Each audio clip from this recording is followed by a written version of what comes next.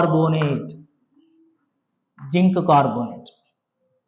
This one zinc ion formula Zn2 plus and carbonate ion formula CO3 2 minus. So both are equal in magnitude. So no need to crisscross. Directly should write ZnCO3 zinc carbonate. Is it clear? Zinc carbonate. So very important, zinc carbonate, that means calamine also used as antacid. Very important. I have given 3 examples for antacids. You will get these in higher classes.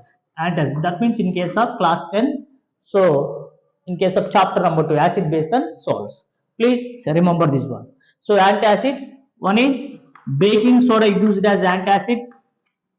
Next one, milk of magnesia used as antacid, and calamine also used as antacid.